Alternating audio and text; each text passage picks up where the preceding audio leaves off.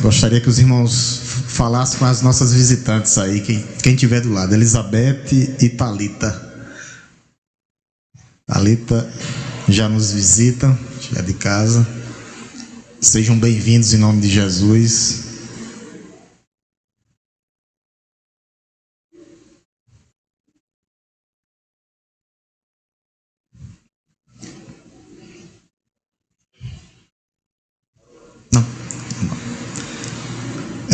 Nós estamos dando continuidade, depois de uma jornada, de uma caminhada de quase 60 dias.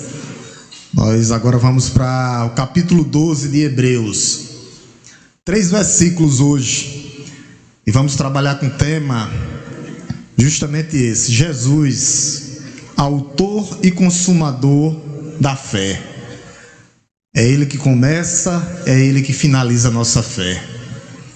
Ele é o autor e o consumador. 3 versículos, do 1 ao 3. Eu vou ler os dois ímpares e gostaria que a amada igreja lesse o par. É um texto pequeno, mas compactado. Aqui é o que nós chamamos de um texto zipado. É um diamante com várias facetas. É uma pérola preciosa, esses 3 primeiros versículos aqui. É tanta coisa para você incluir que às vezes o pastor fica até perdido, de tão rico que é o texto. 3 versículos, eu vou ler os ímpares e gostaria que a amada igreja lesse os pares.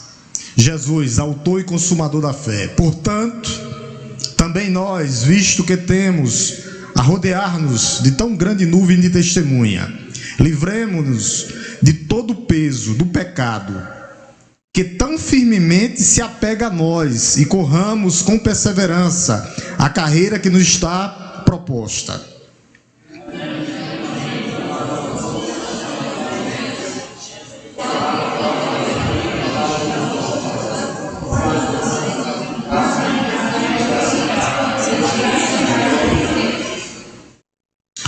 Versículo 3. Portanto, pensem naquele que suportou tamanha oposição dos pecadores contra si mesmo, para que vocês não se cansem nem desanimem. Amém? Esse é o tema. Jesus, autor e consumador da nossa fé. Quando ele fala que ele é o autor e consumador, é ele que começa e é ele que finaliza essa obra de fé nas nossas vidas. Quando nós vamos dar uma olhada aqui nesse texto, ele é muito rico. Um dos efeitos mais danosos na vida de um cristão são as perseguições, o desânimo, o abatimento, o esmorecimento. E alguns casos acontecia nessa igreja de Hebreus. Muitos estavam o quê? Abandonando a Cristo, abandonando a igreja, abandonando a palavra de Deus, abandonando o culto comunitário, deixando de congregar. E o escritor de Hebreus, ele escreve essa carta justamente para incentivar a igreja a dizer: não voltem atrás, não voltem aos velhos rudimentos do judaísmo, não voltem às velhas práticas, porque nós estamos numa caminhada para a nova Jerusalém celestial. Nós estamos caminhando para a cidade de fundamentos, o novo céu e a nova terra. E esse trecho aqui que eu falei, essa perícope aqui, bem zipada, bem compactada, como se fosse um diamante, em várias facetas, o autor aqui ele dá um exemplo de uma corrida, de uma maratona. A vida do cristão é uma corrida, é uma maratona. Nós já saímos, mas nós não chegamos ainda. Então haverá o quê? Obstáculos nessa corrida, nessa caminhada diante de Deus. E o que é que nós temos que observar? As orientações que Deus nos dá através da sua palavra. Quando nós vemos aqui, o autor, ele está falando diretamente aos crentes aqui, tanto a carta aos hebreus daquela época, como a igreja atual. Não retrocedam, não voltem atrás, não voltem às velhas práticas. O único caminho seguro é Jesus. Continuem, vocês têm que prosseguir, vocês têm que perseverar até o fim. O verdadeiro cristão é aquele que vive e morre pela fé. A perseverança dos santos, essa carta está voltada totalmente para isso. E o ponto aqui dessa carta é falar da superioridade de Jesus. Quando você pega toda a carta, o autor vem do capítulo 1 até o capítulo 10, falando da superioridade de Jesus. Sobre o que, pastor? Sobre tudo e sobre todos. A superioridade sobre Moisés e Arão, da tribo de Levi, que era sacerdote. Ele é o sacerdote por excelência. O sacrifício de Cristo é superior a todos os outros sacrifícios do judaísmo. Por quê? Porque Jesus fez um único sacrifício, perfeito, para a redenção da sua igreja. Então, a mediação, os sacerdotes faziam mediação todo ano. Jesus é o único mediador. O único mediador. Você não precisa mais de sacerdote, você tem acesso direto a Deus. Então Jesus, a mediação dele é eficaz, definitiva, última e excelente. Nós não precisamos mais de mediadores. Mas haviam aqueles que estavam abandonando a Cristo, que estavam passando por momentos de tribulações, e o que era que eles faziam? Os seus bens eram espoliados, as suas casas eram saqueadas. Muitos estavam abandonando a fé, abandonando a Cristo. E aqueles que abandonam a Cristo estão desamparados, estão perdidos. Não há como recorrer a ninguém. Por isso que o capítulo 1 ao 10 é justamente isso. Ele falando, não voltem atrás. Não voltem atrás. O capítulo 11 ele traz vários heróis da fé. Diz, está vendo esses homens? Foram homens normais, como eu e você. Sigam o exemplo dele, mas o exemplo maior é o exemplo de Cristo. Então, no capítulo 12 aqui, ele traz o exemplo de maior inspiração para a igreja de Cristo. Qual é? Cristo. Por quê? Porque ele é o autor e o consumador da nossa fé. É ele que começa, é ele que finaliza. Essa caminhada da perseverança é parte nossa. Ele começa, ele finaliza. Mas há esse percurso até nós chegarmos no céu, é responsabilidade nossa. Plantamos, colhemos. É isso. Não tem como correr disso. Ele inicia, mas ele finaliza. Aqueles que andam em teimosia nesse período vão sofrer mais. Por isso nós temos que andar em obediência. A figura aqui justamente essa, de uma maratona, de uma corrida. O que era que acontecia nessa época aqui? Eles viviam entre os gregos, a igreja estava espalhada por todos os lugares, e o autor pega justamente o exemplo dos Jogos Olímpicos, dos esportes que aconteciam naquela época, e ele está dizendo aqui, aquela multidão, vocês estão rodeados de uma grande nuvem de testemunha. Aquelas testemunhas são os espectadores. Eles já estão aguardando o dia que nós entraremos juntos com eles. Esse é o texto. Ele está dividido em 3 atos aqui. Ele é muito rico, o texto. O primeiro é o que devemos fazer em meio às tribulações. O que devemos fazer em meio às perseguições dessa vida? Nós temos que correr. É isso que o autor vai dizer. Correr, essa caminhada com perseverança, a carreira que nos foi proposta. Ele vai falar de correr mesmo aqui. Correr aqui é continuar, permanecer em Cristo. O segundo ponto aqui é a maneira que Deus deseja que nós façamos isso, essa caminhada. Como é que nós temos que caminharmos diante de Deus? Ele vai dar 4 aspectos dessa caminhada. Vocês têm que seguir esse é o rumo para que vocês possam chegar. E a terceira é a conclusão. Qual o propósito de Deus com tudo isso? O que é que Deus quer para as nossas vidas com tudo isso? Todas essas medidas. Qual a razão? O que devemos? Por que devemos perseverar até o fim? E o meu alvo nessa noite é esse. É que nós possamos atingir essa perseverança aqui. Que nós possamos ficar firmes em meio a essa caminhada que não é fácil, mas não é impossível. Por quê? Porque ele é o autor e o consumador da nossa fé. Ele começou a boa obra na minha vida e na tua vida, e Ele vai finalizar até o dia do Senhor. Em Cristo nós temos todas as garantias. Essa é a primeira boa notícia da noite. O que é que nós temos que fazer, pastor? Perseverar. Em meio às adversidades, em meio às dificuldades, em meio aos vales. Eu vou começar aqui, falando aqui no finalzinho do verso 1, só para a gente entender, ó. Olha o que é que ele diz. Finalzinho do verso 1, tá? Esse é o primeiro ponto aqui que eu quero trazer. Ó, e corramos com perseverança a carreira que nos está proposta. É isso. Corramos. Aqui o autor está justamente isso, trazendo o que Deus espera de nós. É uma convocação para uma maratona, para uma corrida, para continuarmos caminhando, correndo. Corramos com perseverança. Corramos, a palavra aqui é uma palavra até forte no grego. Aqui é esforço profundo.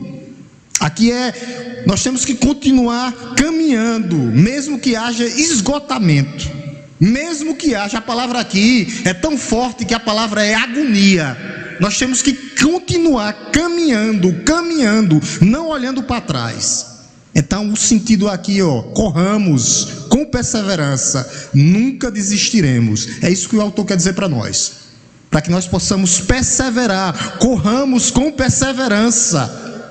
Mesmo que estivermos cansados, sem forças, atribulados. A vida do cristão é uma corrida e nós não podemos parar. É igual a bicicleta, né? Se parar não cai. A vida do cristão é do mesmo jeito. Por isso ele traz essa figura de uma corrida. Nós não podemos ficar estagnados no mesmo local, parados, como se estivéssemos mortos, não. Nós não podemos desanimar, nós temos que continuar constantemente caminhando, andando, a corrida da fé. Nós já saímos, a maratona, uma corrida, nós já saímos, estamos no meio, mas nós temos que chegar ainda. Por isso essa é a carta da perseverança dos santos. Nós temos que perseverar, e a perseverança dos santos nós temos toda a garantia, porque ele começa e ele finaliza. Mas eu tenho meu papel é o quê? É continuar, não desanimar nessa caminhada. 4 caminhos para nós nos encorajarmos nessa noite, nessa corrida até a chegada. Aonde, pastor? No céu. Até a volta do Senhor nós temos que continuar. Então ele vai dar aqui 4 caminhos. 4 caminhos para nós nos encorajarmos nessa corrida. Primeiro, olha o que é que ele diz aqui, logo no comecinho, tá? Ele diz assim, ó: portanto, nós, vistos que temos a rodear-nos de grande nuvem de testemunho. O que é que ele está dizendo aqui, ó? Vocês já estão cercados por uma nuvem de testemunho. O bom testemunho que esses homens deram durante essa caminhada. Quem foi esses homens? Todos eles do capítulo 11. Vocês estão cercados por uma nuvem de testemunho, homens e mulheres. Aí qual é a boa notícia disso? Homens e mulheres comuns, como eu e como você, que já estão lá, só aguardando a vinda de Cristo, para entrarmos juntos no céu, juntos com Abraão, Isaque e Jacó. E todos os mártires, eles já estão aguardando. Quando Cristo voltar, a igreja entra junta. Não é uma portinha estreita não, cada um entrando não. Na entrada lá entra todos juntos. É isso que está nos aguardando. Nós entraremos juntos. Juntos com quem? Abraão, Isaque, Jacó, Abel, o primeiro herói da fé, Noé, todos esses homens. O bom desse texto é para mostrar o quê? Que não existe o super crente. Foram homens que tiveram dificuldades, homens que passaram por adversidades, mas homens que perseveraram até a morte. Vale a pena viver por fé, meus irmãos, porque todas as promessas de Deus serão cumpridas nas nossas vidas, cercados por uma nuvem de testemunha. Deixa eu dar uma lembrança aqui, tá? Lembrar uma coisa aqui para os irmãos, isso é interessante. O que é que acontece? Essa nuvem de testemunha aqui é onde a igreja romana pega para colocar essa nuvem de testemunha aqui como mediação dos santos. Ele diz que esses santos estão lá fazendo mediação, erradamente. Essa é uma interpretação errada. Eles dizem que o quê? Que eles estão lá, que eles, através da oração, eles vão fazer mediação por nós. Não tem nada a ver. O que é que ele está dizendo aqui? Que esses homens, nós estamos cercados do bom testemunho que esses homens deram diante de Deus. Eles perseveraram, viveram e morreram por fé. Eu vou pedir à irmã Geisiane para colocar aqui, para a gente lembrar que só existe um mediador. Então, não existe outros mediadores. Quem é o mediador? Aquele que desceu, que está à destra de Deus Pai, intercede por nós. 1 Timóteo, irmã Geisiane, 2,5. Vamos ler juntos, igreja. 1 Timóteo 2,5, depois a gente volta novamente. 1 Timóteo 2,5. Vamos lá, aqui, ó. Porque há um só Deus, um só mediador entre Deus e a humanidade, Cristo Jesus, homem, aquele que desceu, se fez um de nós. Ele se identifica conosco. Só há um mediador. Então, esse texto aqui não tem nada a ver. A igreja romana deturpa o texto. É o bom testemunho desses homens, a perseverança deles, mesmo passando por sofrimento. A gente viu lá, uns foram jogados aos leões, outros foram cerrados ao meio. Todos eles perseveraram até a morte. E o que é que no capítulo 11 diz? Eles obtiveram o bom testemunho de Deus. Já pensou? Que coisa! Então, isso é que o texto quer dizer. Então, só há um mediador entre Deus e o homem, Jesus Cristo, aquele que se fez homem, que desceu do céu e se identifica comigo e com você. Esse é o testemunho. Mas só que o testemunho desses homens serve. A palavra grega aqui diz, ó, nós temos rodeados de grande nuvem de testemunho. A palavra grega aqui é mártir. Aqueles que foram martirizados, pessoas que continuaram dando testemunho de Deus, apesar de ter sido mortas. É isso a palavra, testemunho fiel dessas pessoas que foram martirizadas. E nós temos todos esses exemplos aqui, onde nós vimos no capítulo 11, mas nós podemos pegar também os apóstolos, João, Pedro, Paulo. Eles viveram e morreram por fé. Segundo caminho, para nós nos encorajarmos nessa corrida, olha o que é que ele diz aqui, o autor, logo em seguida, ó, diz, rodeados de uma grande nuvem de testemunha. Olha o segundo caminho aqui, ó, livremo-nos de todo o peso. Isso aqui é um mandamento, livremo-nos, mandamento, livremo-nos de todo o peso. A palavra traduzida aqui por peso é justamente uma barreira. A peso é um estorvo, é um volume que eu não consigo carregar, é um volume inadequado, é um peso extra. Um corredor, já pensou um corredor, porque a figura aqui é de uma corrida, um corredor disputando com outro com um saco de cimento de 50 quilos nas costas. Quem é que vai ganhar? O que está com um saco de cimento nas costas. Vida espiritual, que ela esteja de acordo com a vontade de Deus. No caso nosso, do crente, qual o peso aqui? Quais são os pesos? Os pesos do mundo, os prazeres da vida. Muitas pessoas querem viver nos prazeres, as vantagens do mundo, a fascinação das riquezas, aquilo que o nosso Senhor Jesus Cristo diz: a semente cai e ela vai ser sufocada por causa dos prazeres, das vantagens e das fascinações. Meu irmão, se nós quisermos correr essa maratona dessa vida cristã, nós temos que tirar tudo aquilo que não agrada a Deus das nossas vidas. E a pergunta que fica para nós nessa noite é: o que está contribuindo para a nossa vida cristã? O que está contribuindo e fazendo bem para a nossa vida cristã diante de Deus? Relacionamento com pessoas que fazem bem à nossa vida, os cristãos, os crentes, para que possamos desenvolver espiritualmente, ou nós estamos andando ou procurando pessoas que nos fazem mal, pessoas que nos prejudicam, pessoas que nos colocam para baixo? Nós temos que pensar isso aqui. Pessoas que não querem seguir o mesmo caminho do cristão, pessoas que não querem seguir Jesus. Há amizades, meus amados irmãos, que são fardos e não ajudam nessa caminhada. Há determinados ambientes que crentes não devem andar, não devem frequentar.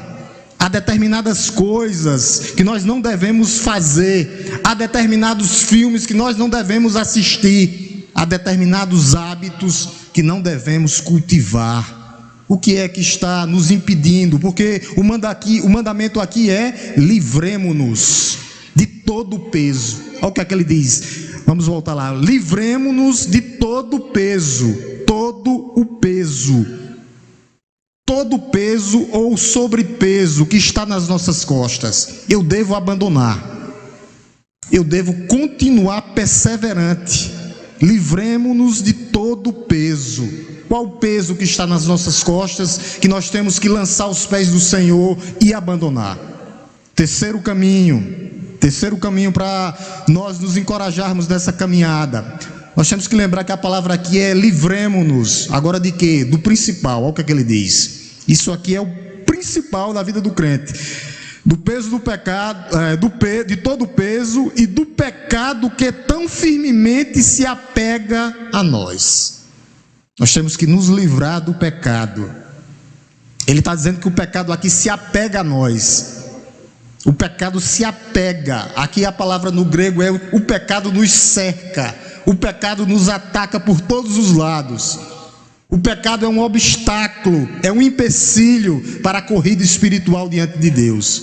O pecado é a carga pesada, é a maior barreira, é o maior obstáculo para que você possa ter vida e dependência de Deus. O pecado não é o que faz separação entre o homem e Deus.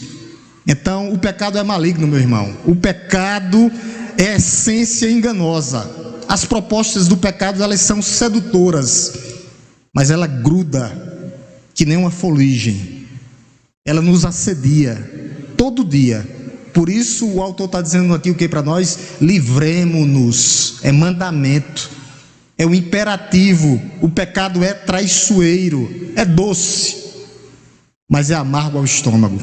Promete prazer, mas produz tormento no nosso coração. Promete liberdade, mas escraviza. Promete vida, mas acaba nos matando, porque o salário do pecado é a morte. É impossível se agarrar com o pecado e viver uma vida que agrada a Deus nessa corrida cristã. Quando ele fala aqui de pecado aqui, e quando ele diz livremo-nos, vou repetir aqui: livremos de todo o peso e do pecado que tão firmemente se apega. O pecado se apega. Aqui é qualquer coisa que distrai a vida do crente. O que é que está nos distraindo nessa caminhada? O que é que está tirando os nossos olhos de Cristo? O que é que está nos tirando da presença de Deus? Por isso o mandamento é: livremo-nos. E começa com o que esse livramento? Primeiro, da nossa natureza pecaminosa. Livremo-nos de todo o pecado. A nossa natureza pecaminosa ainda nos inclina a não fazer a vontade de Deus e querer que nós façamos a nossa vontade, meus irmãos. Eu tenho uma inclinação para fazer o que não agrada a Deus. Nos inclina a desejar aquilo que é do outro e não o que agrada a Deus. A nossa natureza pecaminosa, coisas que brotam do nosso coração, esse é o pecado natural, que nós já nascemos com ele. Natural. Nós temos que enterrar, sepultar o velho homem. Livremo-nos de quê, pastor? Do pecado geral, que se manifesta em quê, pastor? Na minha mente, o que eu penso. Às vezes eu estou pensando coisa que não existe na minha mente. São essas tentações, são essas coisas que nos assediam o dia todo. Eu tenho que ter uma vida diante de Deus. Livremo-nos de quê, pastor? Das tentações, dos empecilhos que nos pede de avançar nessa caminhada. Essas tentações que vêm do mundo. Quais são elas, pastor? Amigos, o próprio Satanás, ambientes que você está andando, os pecados que nos cercam. E os teólogos aqui, e pastores, e comentaristas, eles vão mais longe ainda, porque eles falam do pecado predileto. o pecado de estimação, o pecado que tenazmente nos assedia, o pecado específico. Esse eu tenho que vomitar, abandonar, abandonar, colocar para fora. É isso que o autor está dizendo aqui, que impede de avançarmos. Olha o que é que o autor diz aqui: livremo-nos de todo o peso e do pecado que tão firmemente se apega a nós. Firmemente, livremo-nos, abandonemo-nos completamente. Isso é um laço que às vezes nos cerca e nos amarra, nos prende, dificulta a caminhada diante de Deus. Mas nós temos que nos libertar dessas amarras, porque é responsabilidade nossa. O mandamento é para que eu e você faça. Livremo-nos. Ele manda para que nós façamos. Não é um ato de Deus, é responsabilidade do homem. E como nós fazemos isso, pastor? Ele nos diz, ele tinha nos falado desses 10 versículos antes, a mediação de Cristo. Ele é o único mediador, o sacrifício completo e perfeito de Cristo, a nossa necessidade de mudança de vida. Não podemos deixar de vir à igreja. Lembra no versículo do capítulo 10 o que é que ele diz? Não deixemos de congregar. Um corpo tem que estar junto, não separado, juntos. O que é que o autor diz mais? Entremos no santuário, juntos, coletivamente. Tem crente que quer viver individualmente. Não existe a igreja individual. Não existe a igreja individual. Não deixemos de congregar. Não deixemos de andar juntos. Ele fala tudo isso até o capítulo 10. Capítulo 11 ele dá um exemplo, um checklist de homens que viveram por fé. E agora ele vai nos falar no capítulo 12, para nós corrermos do pecado. Livremo-nos do pecado. Quarta razão, ou quarto caminho para nós nos encorajarmos nessa corrida. Agora aqui é o tema da noite. Ou para quem é que você tem que olhar? Para aquele que venceu por você. Versículo 2. Olhando firmemente para o autor e consumador da fé, Jesus Cristo. É isso que nós temos que olhar. Ele é o modelo máximo para a igreja, o modelo ímpar. Aquele que desceu, se esvaziou, humilhou-se, morreu a morte de cruz, enfrentou a oposição dos pecadores, a vergonha, o sofrimento da cruz. Tudo isso pela alegria de nos salvar. O autor, esse é o caminho mais excelente, esse é o único caminho, Jesus. O autor aqui coloca ele como o único exemplo inspirador. Aqui é um ponto singular de referência, Jesus Cristo, autor e consumador. Ele está à frente de todos, por isso nós temos que estar com os olhos nele. Lembra quando ele chamou Pedro? Vem, Pedro, não tire os olhos de mim. É isso, com os olhos fixos, não olhando por lados, não olhando para a vida do irmão, não olhando para a vida do meu vizinho, olhando para Cristo, autor e consumador. É Ele que nos inspira, é Ele que está acima de todos e de tudo. Esse é o sentido da minha vida, essa é a maior inspiração da minha vida, é Cristo. Por que é que Ele é o autor da nossa fé? Porque Ele é o autor da nossa salvação. Ele é o precursor, foi Ele que entrou nos santos dos santos e está à destra de Deus Pai. Não foi João, José, Maria, Isabel, não, foi Ele. Ele é o precursor, Ele abriu para nós um novo e vivo caminho, somente através dEle. Ele é quem nos conduz ao Pai, por isso que Ele é o autor. Nossa fé só é possível por causa dEle. É isso, Ele é o objeto da nossa fé. É nele em quem devemos confiar e crer plenamente. É isso, é só isso. A fé nossa tem que estar depositada completamente nele. À medida que eu olho para Ele, meus olhos estão fixos nele, Ele vai me fortalecer dia a dia, porque é Ele que começa, o autor, é Ele, é Ele. A minha vida está depositada, a minha fé está depositada nele. À medida que eu olho para Ele, Ele fortalece a minha vida cristã, e eu vou continuar a prosseguir olhando firmemente, aqui significa olhar exclusivamente. Por quê? Porque Ele é o único mediador, Ele é o autor, o consumador. Exclusividade, Cristo nosso Senhor. Firmemente, no grego, exclusivamente. E a palavra grega aqui é sem distrações. Nada pode me distrair. O mundo, as amizades, nada. Exclusivamente. O grego é essa palavra. Sem distrações. É nesse sentido que nossa fé está ligada ao autor e o consumador. Esse é um ato de fé, olhar com os olhos fixos para Ele. Ele é o autor, Ele começou e Ele vai finalizar, porque Ele é o autor. O que é que diz no verso 2? E o consumador. Consumador aqui é finalizador no grego. Ele é o autor e o consumador, finalizador. Aquele que iniciou como autor, mas aquele que finaliza a boa obra. É isso. A nossa caminhada começou pela fé nele e Ele vai completá-la. Pastor, eu tenho que fazer alguma coisa? Claro. A perseverança dos santos é comigo e com você, meu amado. Não é com Deus, não. É com a igreja.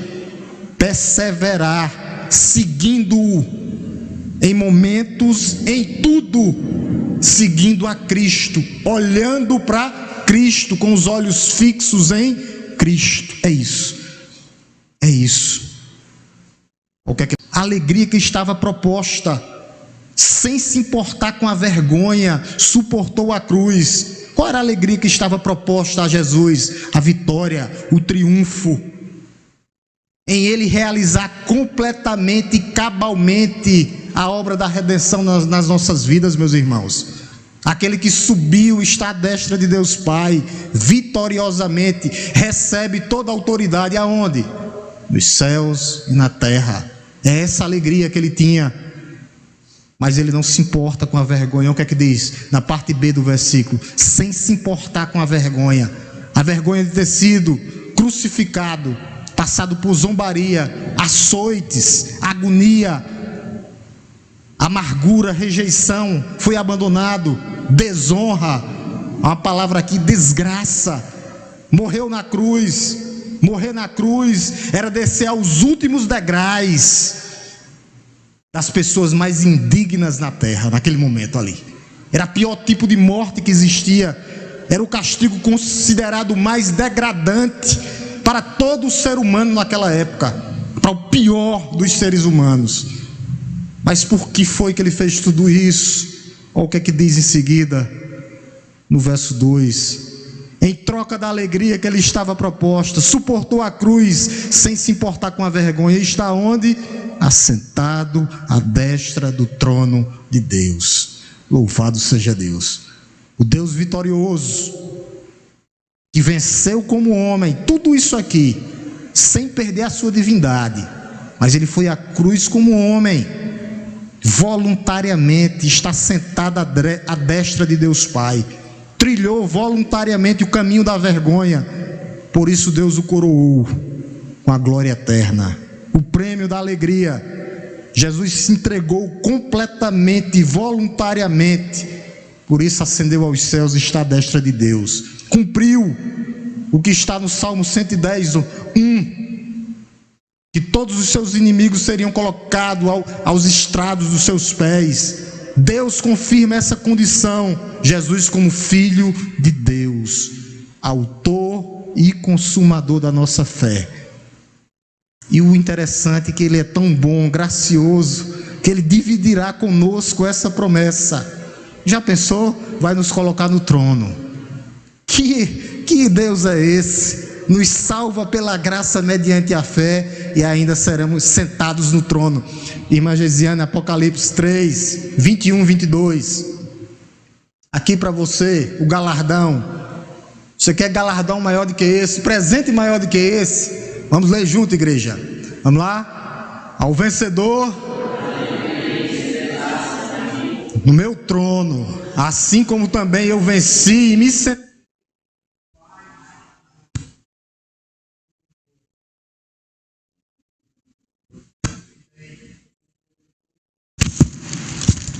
Quem tem ouvidos, ouça o que o Espírito diz à igreja. É isso.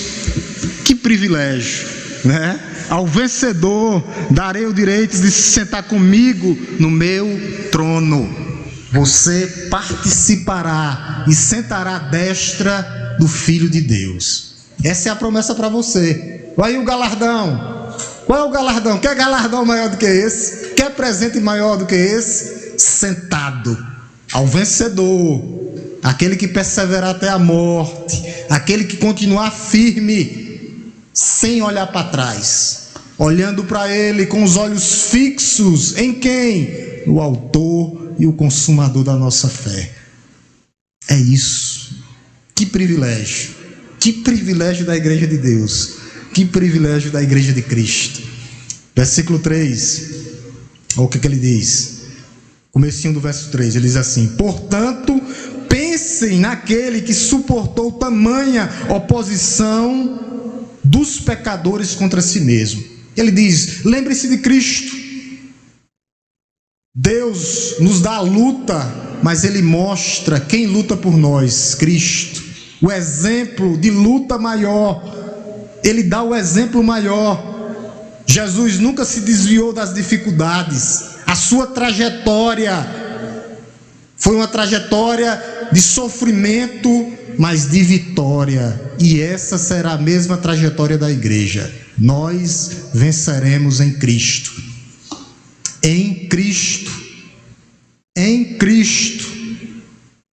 Apesar das adversidades, ele disse: olhe para Cristo, olhe o caminho que Ele traçou. Vai ser o mesmo caminho da igreja, vai ser o mesmo caminho de dificuldades, caminhos de agonia, mas no final a vitória é garantida, porque Ele venceu. Venceremos como Cristo venceu. Por quê? Porque Ele é o autor e o consumador da nossa fé. E Ele no final diz, olha o que é que Ele diz, no finalzinho do verso 3: contra si mesmo, para que vocês não cansem nem desanimem. E aqui o autor está dizendo assim, ó, está olhando para Cristo? Está olhando para Cristo, igreja do Senhor? Está olhando para Cristo? O autor está dizendo. Aí a igreja diz: estamos olhando. Vocês nunca vão cansar e desanimar, porque Ele é o autor e o consumador da fé de vocês. É Ele que garante a vitória por vocês.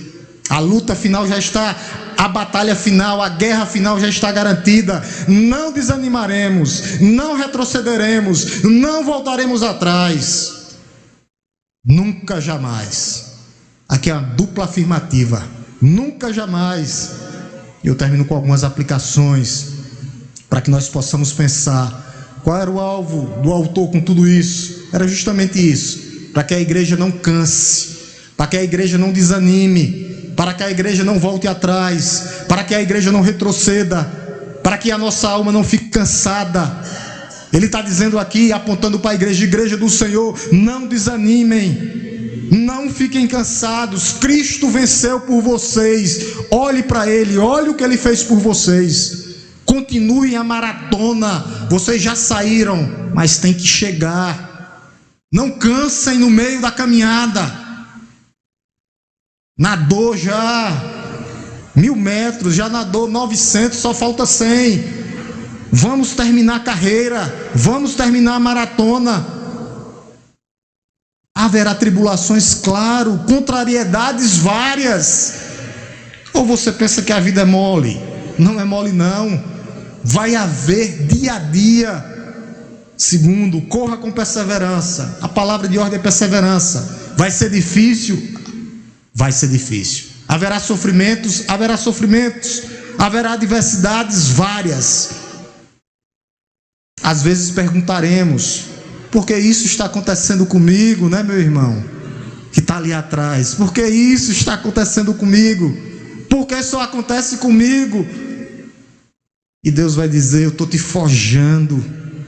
Você vai passar pelo vale da sombra da morte, mas se os seus olhos estiverem fixos em mim, você chegará. Tire o sobrepeso de quê? Do pecado. Livremo-nos.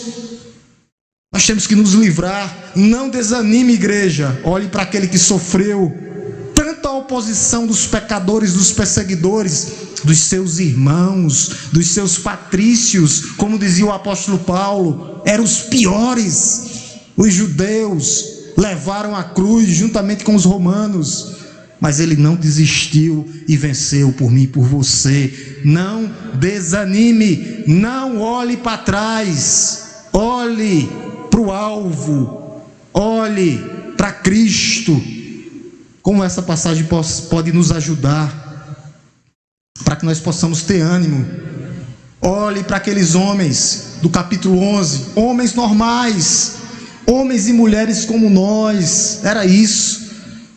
Medite na palavra de Deus, tenha um plano constante de meditação na palavra de Deus, continue dando testemunho, fora da igreja. Aqui dentro é fácil, fora da igreja, leia o Antigo Testamento, leia a vida desses homens, Abraão, Isaque, Jacó, Davi, Moisés, leia outros homens que passaram por perseguições, vários missionários que já morreram na janela 1040, que foram perseguidos, que servem de exemplo sim, mas o exemplo maior é Cristo, aquele que venceu por nós.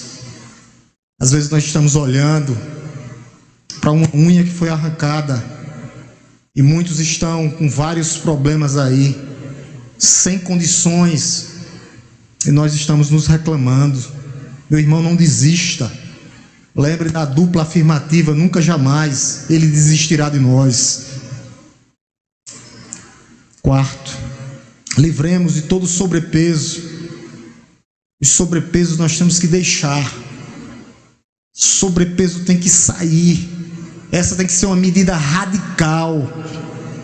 Radical nas nossas vidas. Radical. Lembre-se que eu não posso levar a culpa ou um fardo. Não posso levar os fardos. Qual é a única maneira de eu não levar um fardo? Livrando-se do pecado, jogando os fardos aos pés de Cristo. Atitudes erradas, relacionamentos pecaminosos que pesam na nossa consciência. É preciso ter leveza de alma, ter disposição para mudar dia a dia. Uma decisão que começa hoje nas nossas vidas, uma nova fase, uma nova era. 2024 está chegando aí, como foi falado pelos irmãos, 4 dias, e depende de mim e de você. Deus já fez o principal, enviou seu filho para morrer por mim e por você. Com a ajuda de Deus nós chegaremos, meus irmãos. Olhe para Cristo, não tire os olhos dele, não tire os olhos dele. Talvez você esteja andando com pessoas da sua própria família que queiram desistir. Às vezes é um filho, um marido, uma esposa, um parente, um amigo. Pessoas que estão desanimadas nessa caminhada. Pessoas que não conseguem chegar. Há coisas que você pode fazer por ela sim. Começo, ore por ela. Leve uma palavra a ela. Chegue perto dela. Abrace ela.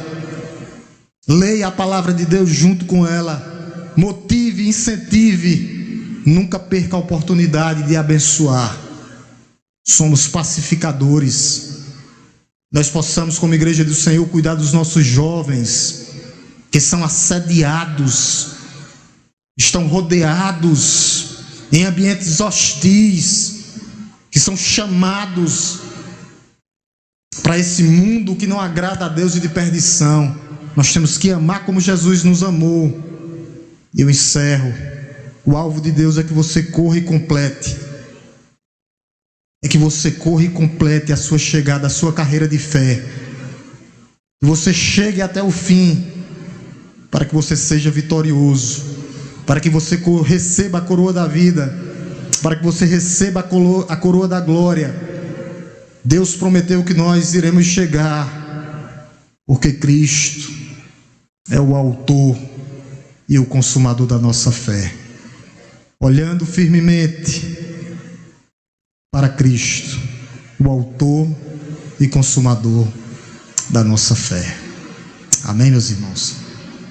Louvado seja Deus. Que texto rico, texto maravilhoso. Se alguém quiser fazer algum comentário, alguma pergunta, fiquem à vontade, meus amados.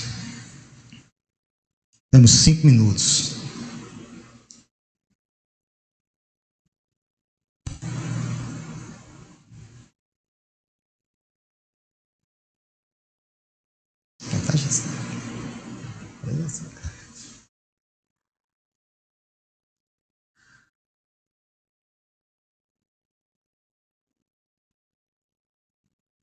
Se não há, o texto é rico, né? Claro, esse aqui é mais claro do que o dia. Se não há, vamos orar em nome de Jesus. Mantermos o nosso horário como padrão.